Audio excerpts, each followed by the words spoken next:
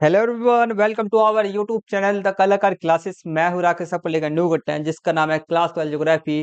Top 300 MCQ question आपके 2023, 2024, 2025 के आपसे स्टूडेंट के सीबीएसई बोर्ड एग्जाम के आपके मैं एमसीक्यू क्वेश्चन आपको मैं करा रहा हूं, जिससे कि आपके बोर्ड एग्जाम के अंदर में हमारे जो टारगेट है बोर्ड एग्जाम के अंदर में 100 में से 100 मार्क्स पूरे पक्के हो जाएं। और जो क्वेश्चन आपको मैं करा रहा हूँ आपको वही आपके क्वेश्चन आपके बोर्ड एग्जाम के अंदर में आएंगे, इससे बाहर नहीं आएगा क्वेश्चन कोई सा भी। और प्लस में आपके सीयूईटी एग्जाम 2026 का आप दोगे, सीयूईटी एग्जाम 2024 का 2026 का एग्जाम आप दोगे, तो उसके अंदर भी जो आपका ज्योग्राफी सब्जेक्ट से आपके एमसी क्वेश्चन आपके आते हैं, इसी सब में से आपका प्रिपरेशन आपका जो एग्जाम की तैयारी करने में आपका लगभग बोला जाए ना 100% क्वेश्चन लगभग लगभग इसमें से ही आएगा। कुछ क्वेश्चन आपके बच जाएंगे, तो एक्स्ट्रा क्वेश्चन आएगा, उसके लिए मैं और वीडियो में बना दूंगा। तो आपको सीयूईटी एग्जाम के अंदर में भी ये वाला वीडियो आपका बहुत ज्यादा फायदा करेगा, ठीक है, फायदा देगा। तो लेट्स डू इट, अपने आज से इस वाली क्लास को शुरू करते हैं। आपको पता ही होगा कि आपको मैं टोटल 6 पार्ट्स के अंदर में आपके टोटल मतलब कि टोटल 6 वीडियो आपके लिए मैं बनाऊंगा। तो 6 वीडियो में से मैं पार्ट मतलब कि ये वीडियो क्या आएगा, तीसरा आएगा। और सबको पता है, आपको पता है कि हर एक वीडियो के अंदर में हर एक वीडियो में 51 क्वेश्चन आपको मैं एमसी क्वेश्चन आपको मैं करा रहा हूँ, ठीक है। जिससे कि हमारा 51 गुने 6 में जब हम करेंगे तो हमारे लगभग लगभग 300 प्लस हमारे एमसी क्वेश्चन हो जाएंगे। जो हमारा टारगेट है 300 क्वेश्चंस करने का। और ये हमारा 2023, 2024, 2025 के आपके सारे सारे इंपॉर्टेंट क्वेश्चन आपके आएंगे सीबीएसई बोर्ड एग्जाम के, ठीक है। तो चल लेट्स भी करते हैं। आपको मैं बता दूं, इससे पहले जो मैंने क्वेश्चन पेपर आपको मैंने कराया था वह आपके सारे के सारे जो आपके मैंने 100 क्वेश्चन अभी मैंने करा दिए आएंगे, वह सारे सारे आपको 2024, 2025 के आपके सीबीएसई बोर्ड एग्जाम के एमसी क्वेश्चन मैंने सारे सारे करा दिए आएंगे। आपको वीडियो का लिंक आपके पार्ट 1, ठीक है, पार्ट 1 पार्ट 2 वीडियो का लिंक आपको मैं इस वाली वीडियो के डिस्क्रिप्शन बॉक्स में दे दूंगा, जरूर देख लेना। और इस वाली वीडियो के अंदर ये हमारा पार्ट 3 आएगा।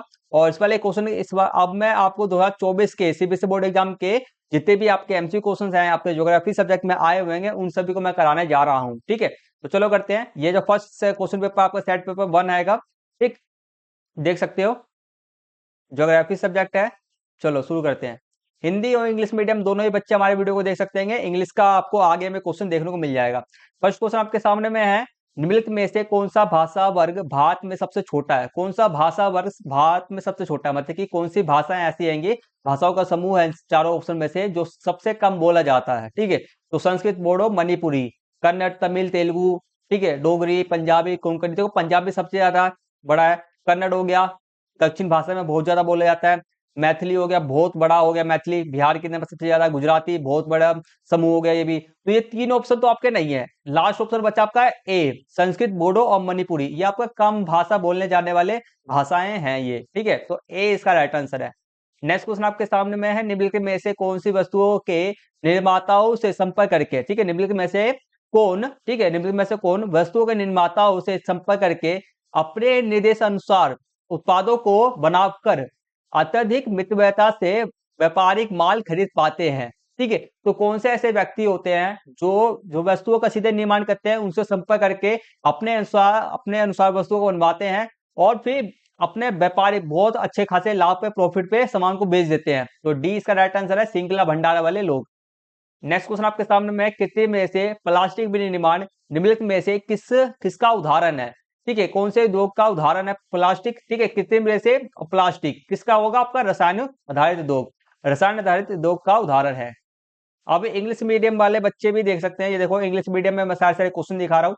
तो इंग्लिश मीडियम वाले बच्चे भी सीयूईटी प्लस में आपके आप ज्योग्राफी जो आपका आएगा सीबीएसई बोर्ड एग्जाम, दोनों में ही आपको फायदा देगा, बहुत ज्यादा फायदा देने वाला है।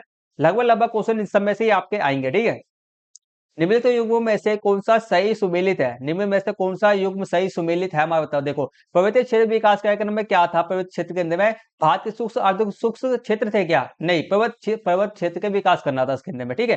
तो सही आंसर आपका आएगा, सही ऑप्शन जो आपका आएगा सी है, इंदिरा गांधी नहर कमान क्षेत्र के अंदर में आपका कहां पर था, आपका गंगानगर हनुमानगढ़ के अंदर में था, ठीक है। तो ये हमारा सही ऑप्शन है।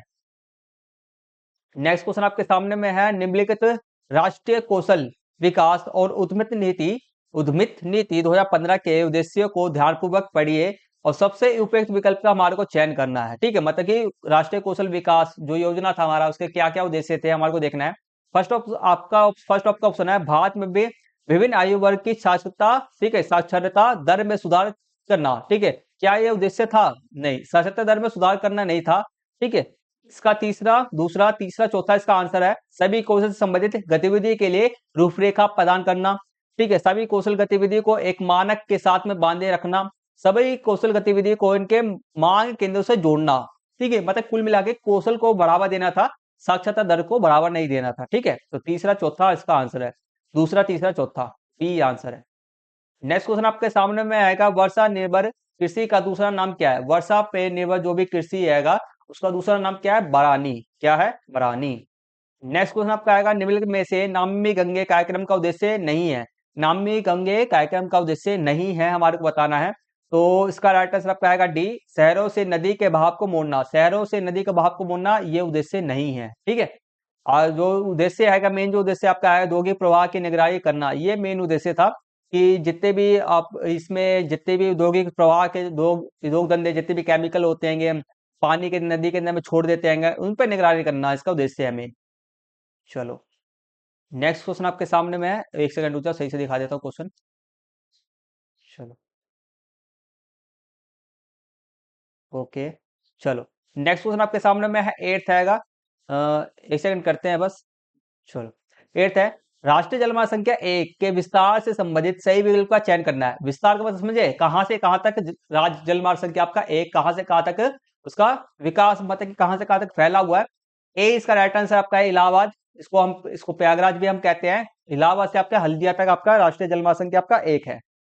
नेक्स्ट क्वेश्चन आपके सामने में है, नाइन्थ, निम्नलिखित कथनों का ध्यानपूर्वक पढ़िए और सही विकल्प का हमारे को चयन करना है। ठीक है, कथन आपका एक है, भारत में स्वतंत्रता प्राप्ति के पश्चात महानगरों के चारों ओर कुछ पुराने नगर अनुषंगी नगर के रूप में विकसित हुए। ठीक है, महानगर थे, जैसे कि हमारा दिल्ली है, आप एनसीआर का नाम सुनते होंगे, दिल्ली एनसीआर का नाम आपने सुनना ही होगा आपने। तो दिल्ली एनसीआर ये आपका है, क्या है समझना, देखो दिल्ली है ये। ठीक है, दिल्ली के चारों ओर में ना कई सारे आपके नगर है, जैसे कि आपका हो गया रोहतक हो गया, ठीक है, गुड़गांव हो गया, और एक आध और जगह, मतलब चार पांच जगह नाम मुझे याद नहीं है, सॉरी। ठीक है, तो चार पांच जगह जो अपने अपने क्या आएगा, अब महानगर, दिल्ली का एक महानगर है, उसके अनुषंगी नगर, मतलब कि आपका हो गया रोहतक हो गया, ठीक है, गुड़गांव हो गया, ये सब बसे हुए हैं। ठीक है, तो उन्हीं को हम कहते हैं। तो दिल्ली इस प्रकार के महानगरों का अच्छा उदाहरण है। तो ये दोनों के दोनों ऑप्शन आपके सही है, दोनों कथन आपके सही है, सी इसका राइट आंसर है। नेक्स्ट क्वेश्चन आपके सामने में टेंथ है, निम्नलिखित में से कौन सा राजस्थान में गुच्छित बस्ती के उद्भव का एक कारण है? मतलब कि राजस्थान के अंदर में गुच्छित बस्ती उसका बने उद्भव, मतलब कि इसका विकास हुआ गुच्छित बस्ती का, सबसे उपयुक्त विकल्प हमारे को चुनना है। ठीक है, इसका क्या कारण क्या है कि गुच्छित वस्तु, मतलब कि सभी सभी जितनी भी लोग सब है, सभी के सभी निकट निकट आपस में निकट निकट रहने लगे। क्यों रहने लगे? सी इसका राइट आंसर आएगा, उपलब्ध जल स्रोतों का अधिकतम उपयोग करने के लिए। तो क्योंकि राजस्थान में सभी के सभी जानते हैं कि जल जल पानी का वहां पर कमी है, तो पानी की कमी के कारण सभी के सभी लोग निकट रहने लग गए जहां पर पानी की सुविधा है। ठीक, नेक्स्ट क्वेश्चन आपके सामने में 11th है, निम्नलिखित में से कौन सा देश में सबसे बड़ा सरकारी उपागम है?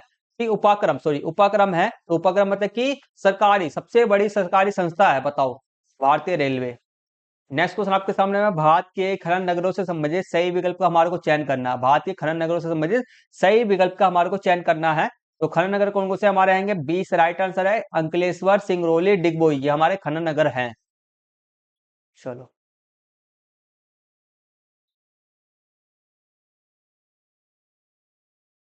नेक्स्ट क्वेश्चन आपके सामने में है 13, नीचे दिए गए कथन वाला है, चलो करते हैं। अधिकांश औद्योगिक अपशिष्ट बहते हुए जल झीलों में डाल दिए जाते हैं। ठीक है, तो निम्नलिखित में से उद्योग का उस वर्ग, ठीक, उद्योगों का कौन सा वर्ग जल प्रदूषण का प्रमुख स्रोत है? जल प्रदूषण का प्रमुख स्रोत है कौन सा? उद्योगों का। ठीक है, सबसे उपयुक्त विकल्प का हमारे को चयन करना है। कौन से उद्योगों से, किस प्रकार के उद्योगों से सबसे ज्यादा जल प्रदूषण होता है? ए इसका राइट आंसर है, चमड़ा, पल्प और आपका कागज। जितने भी कागज, चमड़ा हो गया, कागज हो गया, पल्प हो गया, ये सब उद्योग आपका है, इसमें ज्यादा से ज्यादा आपका रासायनिक पदार्थों का यूज किया जाता है, और ये जल प्रदूषण का प्रमुख स्रोत भी है। नेक्स्ट क्वेश्चन आपके सामने में आएगा 14, निम्नलिखित संगठनों में से कौन सा अपने सदस्य देशों के लिए वैश्विक व्यापार नियम निर्धारित करता है? मतलब कि क्या है, अपने देश सदस्य देशों के लिए, ठीक है, अपने सदस्य देशों के लिए वैश्विक व्यापार नियम, वैश्विक मतलब वर्ल्ड लेवल पर आपके नियम, व्यापार नियम निर्धारित करता है। तो कौन सा आपका संगठन है, कौन सा आपका संगठन है, हमारे को बताना है। विश्व व्यापार संगठन है। इसका निर्माण कब हुआ था आपका? सबसे पहले आपका 1948 में इसका निर्माण हुआ था। इससे पहले इसका नाम क्या था आपका? इसका नाम था गेट, GATT इसका गेट नाम था पहले। फिर इसका 1995 के अंदर में 1995 में इसका नाम बदल करके क्या दिया गया? WTO, वर्ल्ड ट्रेड ऑर्गेनाइजेशन, इसका बाद 1995 में नाम बदल दिया गया। ठीक, चलो नेक्स्ट क्वेश्चन हमारा 15 से 17 क्वेश्चन आएंगे पैसेज से रिलेटेड में हमारा क्वेश्चन आएगा। चलो करते हैं इसको, पैसेज पढ़ के हमारे को फिर इसका आंसर देना है। ठीक, तो ये फ्री फंड के नंबर हो गए आपके 3, एक तरह से फ्री फंड के नंबर है, आपको फ्री में नंबर दिए जा रहेंगे आपको। चलो क्वेश्चन आपके सामने में आएगा 15, निम्नलिखित में से किन अवस्थाओं में जनसंख्या वृद्धि उच्च है। ठीक है, किन अवस्था में जनसंख्या वृद्धि उच्च बनी है। देखो जनसंख्या के 3 व्यवस्था थे, जनसंख्या संक्रमण के अंदर में 3 अवस्था आपको दिया गया था। ठीक है मेन, तो दूसरे वाले के अंदर बी राइट आंसर आपका, केवल द्वितीय अवस्था में जनसंख्या वृद्धि उच्च बनी रही।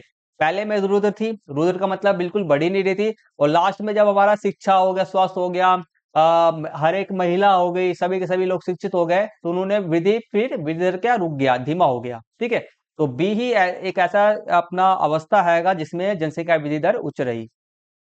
नेक्स्ट क्वेश्चन आपका आएगा, निम्नलिखित में से जनसंख्या, और एक चीज और मैं बता दूं, हर एक question very very most important है, हर एक क्वेश्चन पे एकदम बराबर फोकस करना। ठीक है, निम्नलिखित में से जनसंख्या परिवर्तन के घटक से संबंधित सबसे उपयुक्त विकल्प का हमारे को चयन करना है। ठीक है, जनसंख्या परिवर्तन के घटक, सबसे उपयुक्त जनसंख्या परिवर्तन के घटक कौन कौन से है, जन्म दर है, मृत्यु दर है, आपका प्रवास है, ये 3 घटक आपके आएंगे जिससे जनसंख्या परिवर्तन आपका होता है।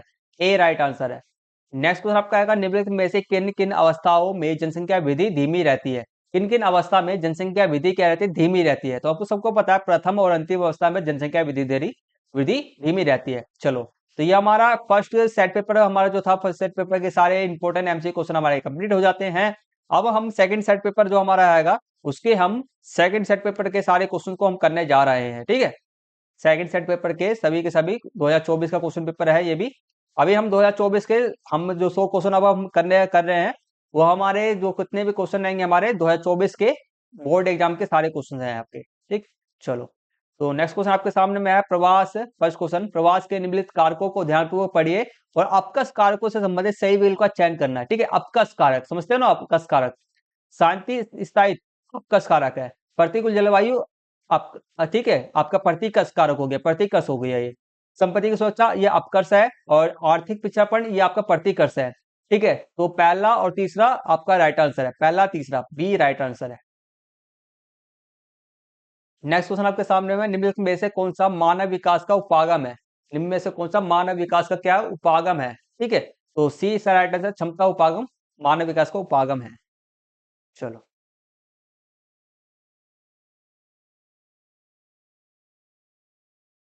नेक्स्ट क्वेश्चन करते हैं, मिलान करना है हमारे को, स्तंभ एक का मिलान स्तंभ 2 से कीजिए। चलो सही विकल्प का चयन करना है। क्षेत्र हैं ये आपके, और ये आपके पशुपालन, जिन जिन क्षेत्र में कौन कौन से पशुपालन किया जाता है। उष्ण कटिबंधीय अफ्रीका में आपका गोधन मवेशी का पालन किया जाता है। ठीक है, मवेशी जैसे कि हमारे क्या होते हैं, भेड़ बकरी सब हो गया, उन सबको कहते हैं। ठीक है, तो ये हो गया। एक्स्ट्रा आपका एशिया के मरुस्थलीय में क्या है, ऊँट का पालन किया जाता है।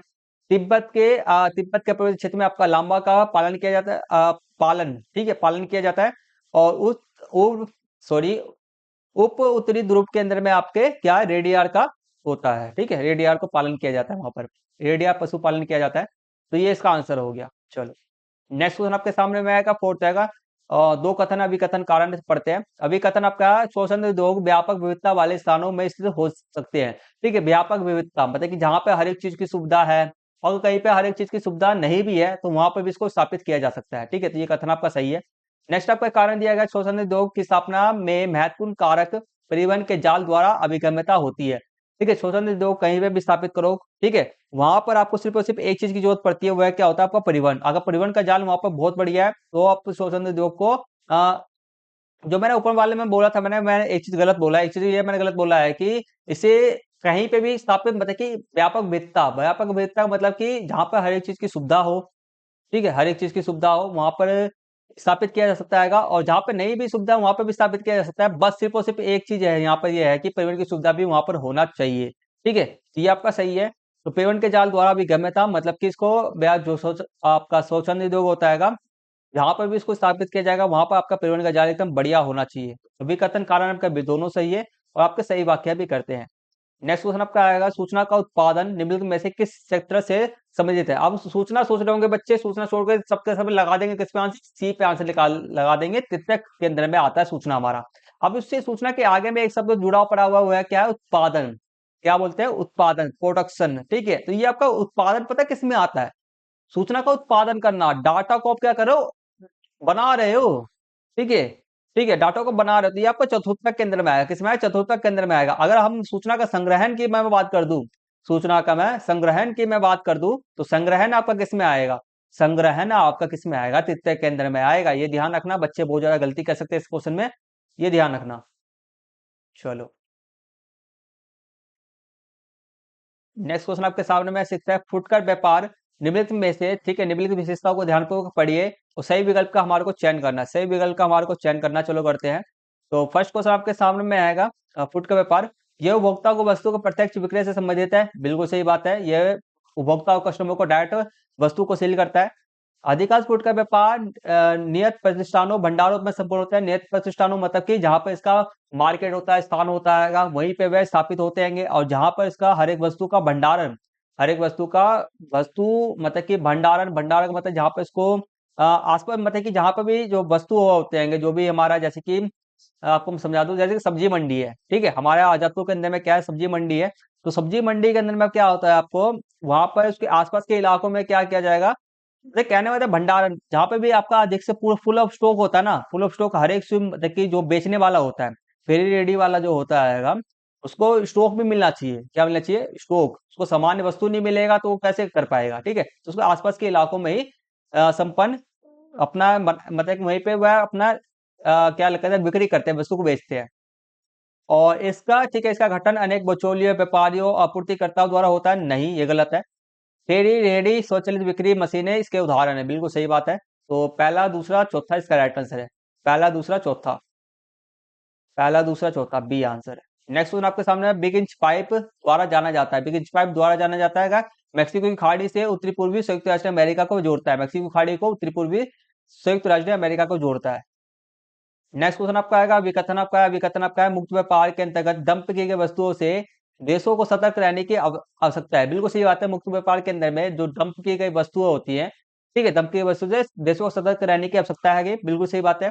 और कारण आपका है, डंप की गई वस्तुओं से घरेलू उत्पादों से को नुकसान हो सकता है, ये सही है, कारण बिल्कुल सही है, और विकथन का सही भी वाक्य करता है।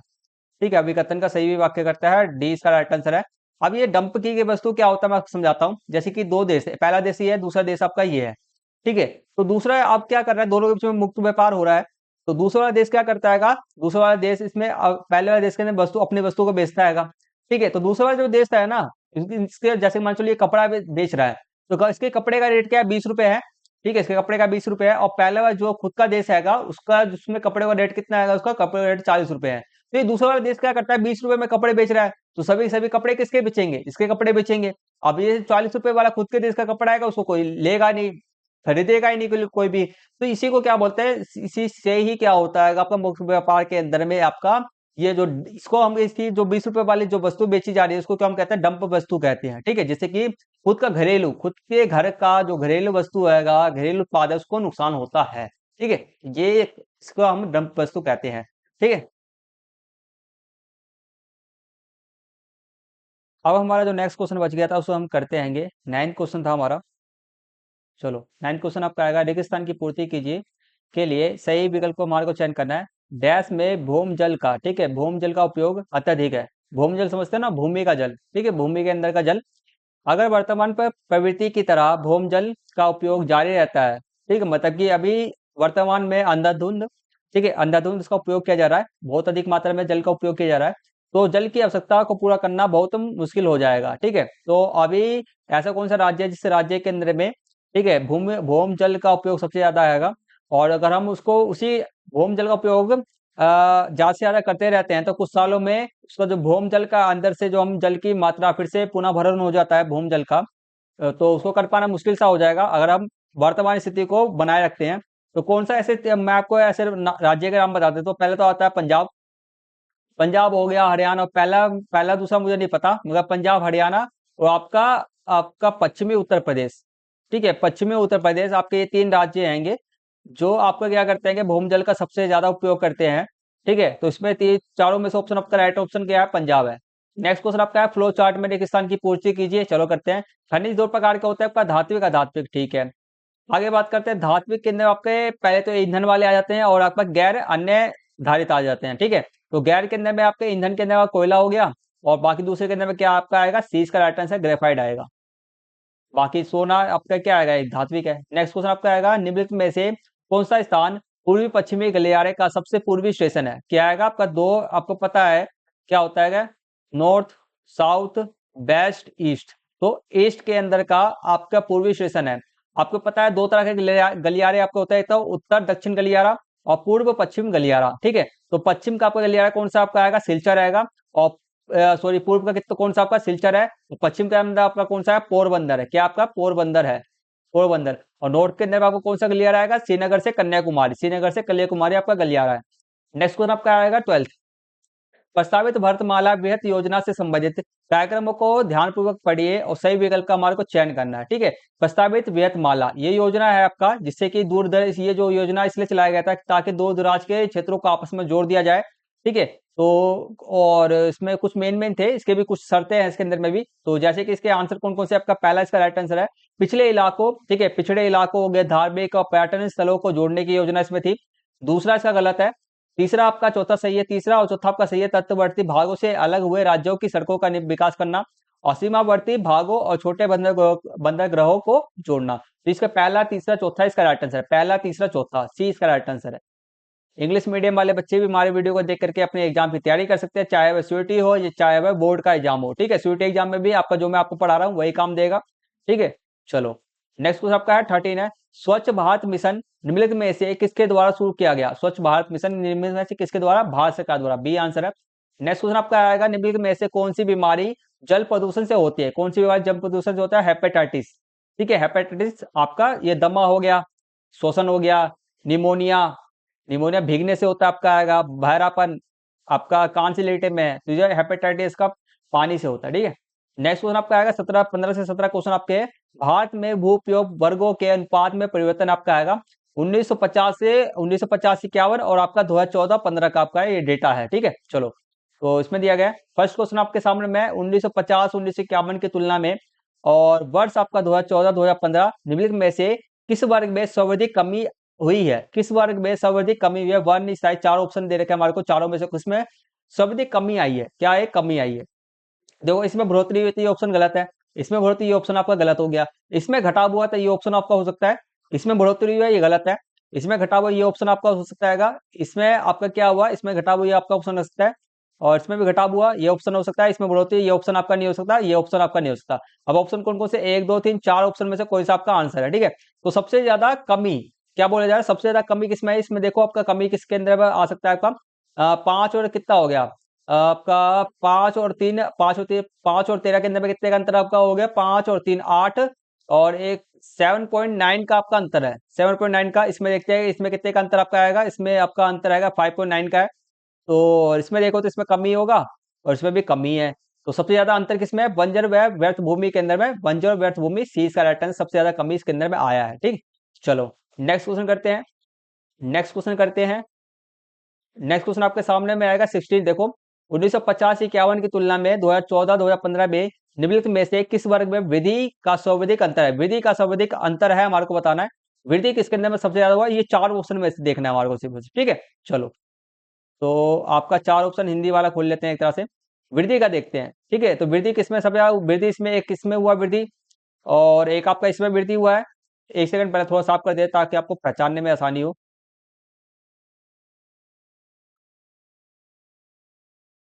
ठीक है, अब हमारे को वृद्धि वाला देखना है। ठीक है, तो इसमें एक देखो, इसमें सबसे ज्यादा वृद्धि दिख रहा है हमारे को और इसमें भी वृद्धि है।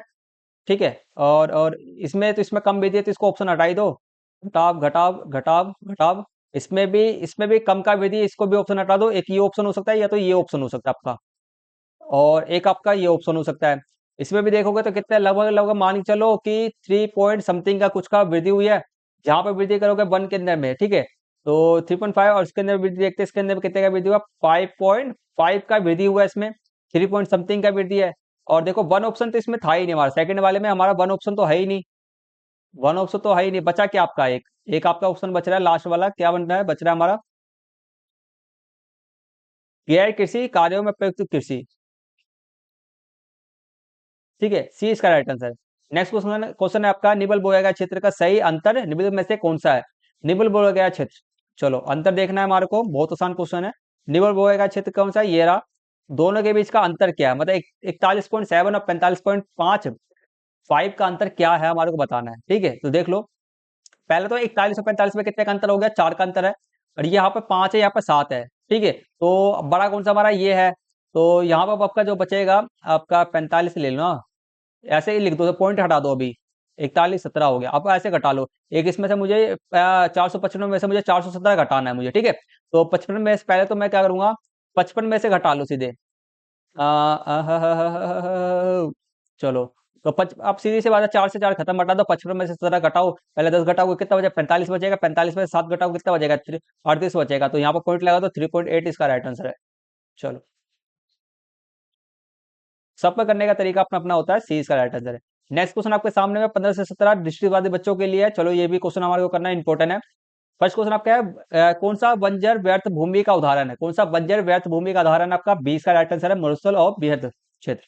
आगे क्वेश्चन, अगर कोई भूभाग 5 वर्ष से अधिक समय तक कृषि रहित रहता है, मतलब कि उस भूमि पर कृषि नहीं किया जाता है 5 वर्ष से अधिक, तो वह निम्नलिखित में से किस वर्ग में आता है, तो वह आपका आता है कृषि योग्य व्यर्थ भूमि के अंदर में आएगा। ठीक है, नेक्स्ट क्वेश्चन आपका है, भारत में निम्नलिखित में से कौन सा भूभाग, ठीक है, कौन सा विभाग भू उपयोग संबंधित अभिलेख रखता है, भू संबंधित भू उपयोग, और कितने भूमि का उपयोग किया जा रहा है, कितने भूमि का नहीं उपयोग किया जा रहा है, उसका लेखा जोखा कौन रखता है, राजस्व विभाग। क्या करता है, राजस्व विभाग आपका करता है। ठीक है, चलो, इसको राजस्व को इंग्लिश में कहते हैं रिवेन्यू। ठीक है, रिवेन्यू डिपार्टमेंट अपना करते हैं। चलो, तो यहाँ तक मैंने कर लिया क्वेश्चन। अब हमारा नेक्स्ट सेट पेपर पे बढ़ते हैं। सेट पेपर हमारा संख्या कौन सा है, हमारा सेट पेपर संख्या 3 है। इसके क्वेश्चंस को हम करने जा रहे हैं। इसके क्वेश्चन हमारे 17 के 17 हम एमसी क्वेश्चन पूरे कंप्लीट करेंगे। चलो, करते हैं फटाफट से। तो क्वेश्चन आपके सामने फर्स्ट आएगा, देखो पढ़ो इसको। प्रवास के निम्नलिखित कारकों को ध्यानपूर्वक पढ़िए, हमारे को प्रतिकर्ष कारक से संबंधित सही विकल्प का हमारे को चयन करें। प्रतिकर्ष कारक, महामारी, प्रतिकूल जलवायु, तीसरा चौथा इसका राइट आंसर है, तीसरा चौथा आंसर है। बाकी शांति, स्थायित्व, संपत्ति की सुरक्षा, ये तो आपके अपकर्ष कारक हो गए ना। ठीक है, नेक्स्ट क्वेश्चन आपका आएगा, अंतरराष्ट्रीय श्रम संगठन ILO, ILO, ठीक है, तो द्वारा प्रस्तावित मानव विकास का उपागम निम्नलिखित में से कौन सा, मानव विकास का उपागम कौन सा, आधारभूत आवश्यकता उपागम। चलो, इंग्लिश मीडियम वाले बच्चे भी देख लो अपने क्वेश्चन को, इंग्लिश मीडियम वाले बच्चे भी देख लो। चलो, नेक्स्ट क्वेश्चन आपके सामने में आएगा, थर्ड है, निम्नलिखित में से किस प्रकार का कृषि का संबंध, किस प्रकार के कृषि का संबंध एकल फसल के उत्पादन से संबंधित है। कौन से सीधे बोला जा रहा है कि कौन सी कृषि के अंदर में एक ही एकल फसल पे ज्यादा से ज्यादा जोर दिया जाता है, एक ही सिर्फ और सिर्फ फसल को उगाया जाता है, रोपण कृषि। नेक्स्ट क्वेश्चन आपका आएगा, उद्योग का स्तंभ, एक का स्तंभ दो से मिलान करना। चलो, उद्योग है और यहाँ पे उदाहरण दिए गए। कृषि आधारित उद्योग कौन सा आपको बताओ, कृषि आधारित उद्योग आपका वन है, क्या आपका वन है। और वन आधारित उद्योग कौन सा आपका आएगा, वन आधारित उद्योग आपका कौन सा आएगा, लाख है। रसायन आधारित आपका कौन सा आएगा बताओ, रसायन आधारित आपका नमक है। उत्पाद आधारित आपका कौन सा, साबुन है। सी इसका राइट आंसर आपका है। चलो, नेक्स्ट क्वेश्चन आगे बढ़ते हैं। नेक्स्ट क्वेश्चन आपके सामने में फिफ्थ क्वेश्चन आएगा, अभिकथन दिया गया है, जनशक्ति सेवा क्षेत्र का एक महत्वपूर्ण कारक है। जनशक्ति, लोगों की मैन पावर आपका सेवा सेक्टर का क्या है, एक महत्वपूर्ण कारक है, महत्वपूर्ण चीज है हमारा। ठीक है, सेवा सेक्टर का, ठीक है, ये सही है। कारण आपका दिया गया है, अधिकांश तृतीय क्रियाकलापों का निष्पादन कुशल श्रमिक और व्यावसायिक दृष्टि से प्रशिक्षित विशेषज्ञ द्वारा किया जाता है। अब अधिकांश जो भी होते हैं, अधिकांश तृतीय के अंदर में क्या होता है भाई, क्या होता है, अधिकतर व्यक्ति जो होते हैं कुशल होते हैं, स्किलफुल होते हैं अधिकतर व्यक्ति। ठीक है, तो इसका कारण है आपका सही है, अभिकथन भी सही है, सही वाक्य भी करता है, सी इसका राइट आंसर है। नेक्स्ट क्वेश्चन आपके सामने में 6 नीचे दिए गए 2 कथन दिए गए हैं। पहला कथन आपका, अधिकांश चतुर्थ क्रियाकलापों का भविष्यत्वन किया जाता है, हाँ किया जाता है। ये सेवाएं अनिवार्य रूप से संसाधनों और बाजार पर आधारित नहीं होते, हाँ ये बाजार पर आधारित नहीं होते हैं। ठीक है, तो ये भी आपका सही है, ये भी सही है, सी इसका राइट आंसर, इसका भी सी राइट आंसर है। चलो, आगे बढ़ते हैं, आगे बढ़ते हैं। आशा करता हूँ आपसे स्टूडेंट को बढ़िया तरीके समझ में आ रहा होगा, और कोई भी दिक्कत परेशानी कुछ भी हो तो कमेंट्स करना। नेक्स्ट क्वेश्चन आपका है, निम्नलिखित में से कौन सा समुद्री मार्ग वैंकूवर और योकोहामा, ठीक है, योको योकोहामा को जोड़ता है, कौन सा समुद्री मार्ग वैंकूवर योकोहामा को जोड़ता है, तो उत्तरी प्रशांत समुद्री मार्ग जोड़ता है। नेक्स्ट क्वेश्चन, निम्नलिखित में से कौन सा आंत्रपोपतन का उदाहरण है, आंत्रपोपतन, सी इसका राइट आंसर सिंगापुर रहेगा। और आंत्रपोपतन किसे कहते हैं, आंत्रपोपतन जो आपका है एक ऐसा पतन होता है, एक महत्वपूर्ण पतन होता है पूरा एशिया का, जो आपका पतन हैगा पूरा एशिया के लिए, कौन सा पतन आपका आएगा, सिंगापुर है। ठीक है, तो ये महत्वपूर्ण पतन होता है। ये कैसे महत्वपूर्ण होता है? क्योंकि यहाँ पर सबसे पहले किसी भी बाहर देश, ठीक है, किसी भी बाहर देश जैसे कि किसी भी बाहर देश को भेजने से पहले, सामान को भेजने से पहले सिंगापुर पे लेके आया जाता है। यहाँ पर सामान को अंतर्राष्ट्रीय व्यापार करने से पहले सबसे पहले सामान को यहाँ पर लेके आया जाता है। फिर वहाँ पे इसका भंडारण किया जाता है, अच्छी तरह से कंटेनर में पैक किया जाता है, फिर दूसरे देशों को भेजा जाता है। तो ये एक इम्पोर्टेंट है, पूरा एशिया के लिए एक इम्पोर्टेंट है। मतलब कि कुछ ऐसे जगह होते हैंगे, ठीक है, कुछ ऐसे जगह होते हैंगे जहाँ पर मतलब कोई-कोई देश होता होगा जिसके अंदर में क्या पता नहीं है, बंदरगाह नहीं है, प्लस में कुछ ऐसे सामान होते हैं जहाँ पर इसको भेज पाना दूसरे इलाकों पे भेज पाना मुश्किल होता है। तो मेन जो आपका पूरे एशिया के लिए सिंगापुर एक ऐसा पतन रहेगा जिसका बनाया गया, जिसका उपयोग हर कोई करता है, ठीक है। आगे करते हैं, नेक्स्ट क्वेश्चन आपके सामने में 9th है, समय का मिलान स्तंभ 2 से करना है। तो समय में रेल मंडल है आपके, और यहाँ पे मुख्यालय कौन-कौन से रेल मंडल का मुख्यालय कहाँ-कहाँ पर है हमारे को बताना है। तो आपको बता दूं साउथ सेंट्रल का आपका कहाँ पर है, सिकंदराबाद के अंदर में है। ईस्ट के अंदर में आपका ईस्ट सेंट्रल के आपका कौन सा है, गोरखपुर है। गोरखपुर नहीं है आपका, ईस्ट से इसके अंदर आपका क्या हाजीपुर है, ईस्ट का आपका हाजीपुर। वेस्ट के अंदर आपको कौन सा आएगा, वेस्ट के अंदर आपका गोरखपुर है, और आपका नॉर्थ ईस्टर्न में आपका कौन सा जबलपुर है। नॉर्थ ईस्टर्न में आपका कौन सा आएगा, जवल है, ठीक है, जबलपुर। चलो नेक्स्ट क्वेश्चन आपके सामने में आएगा 10th है। 2016-17 में भारत द्वारा निम्नलिखित निर्यात की गई वस्तुओं, ठीक है, वस्तुओं या माल को उनके प्रतिशत के घटते क्रम, ठीक है, उनके प्रतिशत के घटते क्रम व्यवस्थित कीजिए और सही विकल्प करना है। इसमें ये क्वेश्चन जो आपका आएगा आधा अधूरा है, पहली बात तो आधा अधूरा है। इनके प्रतिशत पहली बात तो मुझे दिया गया है ही नहीं, प्रतिशत दिया गया है ही नहीं, तो ये क्वेश्चन आपका आधा आधा अधूरा है पहले, ठीक है। यहाँ पर प्रतिशत दिया रहता तो हम तभी कर पाते हैं। इस क्वेश्चन को छोड़ दो, इस क्वेश्चन को छोड़ दो, आगे बात करते हैं। नेक्स्ट क्वेश्चन आपके सामने में 11 है। भारत में पेट्रोलियम एवं उर्वरकों के आयात करने के लिए, ठीक है, आयात समझते हैं ना, मंगाने के लिए, दूसरे आयात मतलब कि दूसरे देशों मंगाने के लिए, ठीक है, निम्न में से किस समुद्री पतन को विशेष रूप से विकसित किया गया है, कांडला, ठीक है। नेक्स्ट क्वेश्चन आपके सामने में आएगा, जो क्वेश्चन इसका तो आंसर मैंने बताया था, फटाफट सभी के सभी कमेंट्स करना मुझे, सभी के सभी इसका आंसर मुझे कमेंट्स करो, कमेंट नाउ, ठीक है। और जिन जिन जिन स्टूडेंट ने अभी तक वीडियो को लाइक नहीं किया, फटाफट से लाइक करो, फटाफट से लाइक करो, ज्यादा से ज्यादा लाइक करो, कमेंट करो फटाफट से।